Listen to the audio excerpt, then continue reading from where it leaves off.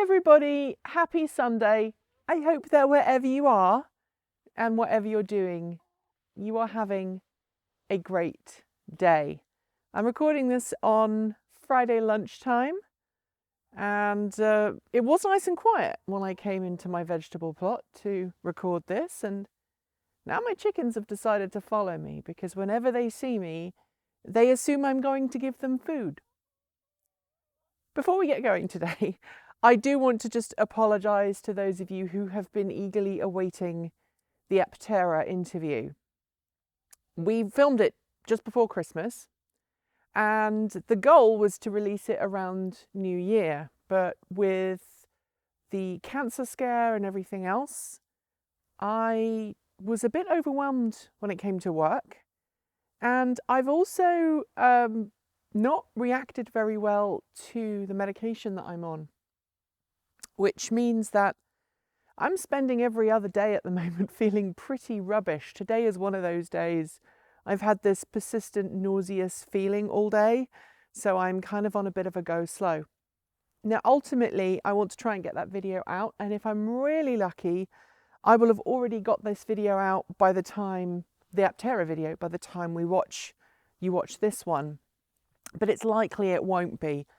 And in addition to the issues that we had with just me being able to work, there were also some issues with the Aptera video. Normally when I record a video, an interview like that, I record everything. So I'll record the audio and the video at my end.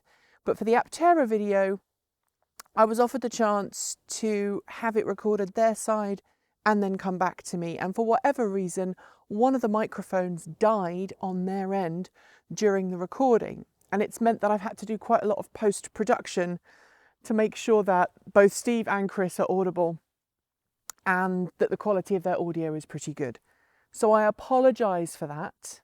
I know someone is going to complain, but you know what? I can't please everybody.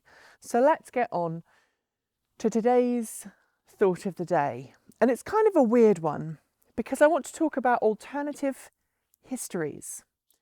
For those who have Apple TV, you might be familiar with the Apple TV show that was debuted last year called For All Mankind. It's a fictional alternative history story about what would have happened had the Russians been the first nation to put a person onto the moon.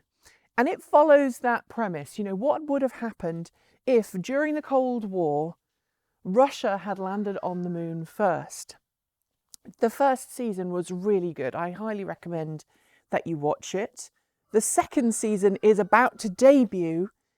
And earlier this week, I saw the trailer for that. And in that trailer, for a split second, we see somebody unplugging an electric vehicle in the 1980s.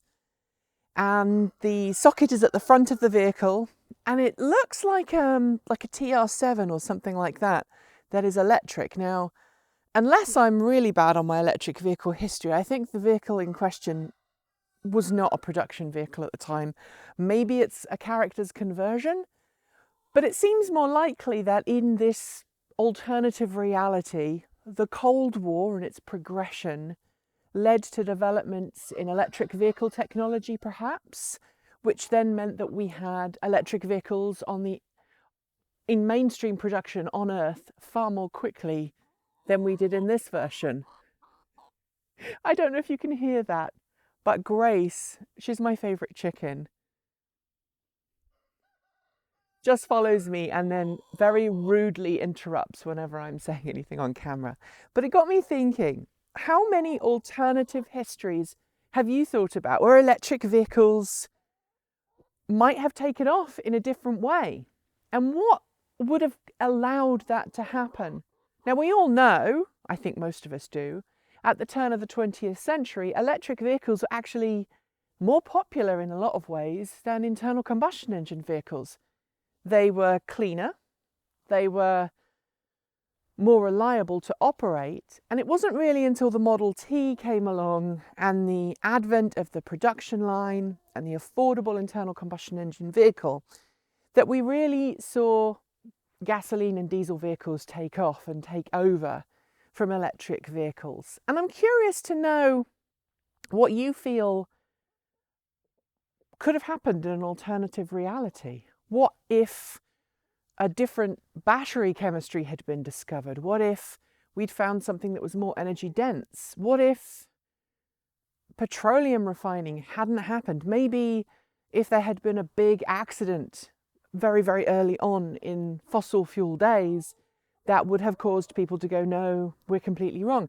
And then you think about, other points in our history where we might have had an alternative to internal combustion engine vehicles take off, like electric vehicles, because of some crisis. Think of the various fuel crises that we've had over the years. You only have to look back to the kind of the Pathé newsreels from the 50s and 60s to see that electric vehicles were really being taken seriously by a lot of researchers and also by a lot of car companies on both sides of the Atlantic. And I'm curious what you think could have been, or maybe should have been, a tipping point to get us away from fossil fuels and towards electric. Now, obviously, I'm saying this now with the hindsight that history affords ourselves, and there's been multiple points in history at which electric vehicles could have been allowed to have taken off but weren't, either through corporate attempts to stop them. You have to think about the EV1, who killed the electric car, and all of the campaigning that went on to stop electric vehicles from being mandated. But also one tiny change in history that could have changed things and could mean that we could have been driving around in electric vehicles for the past decade. I find it astonishing and intriguing, and thanks to For All Mankind for giving me that thought, because earlier on this week I was like, what should I do for the thought of the day, for the Sunday musing?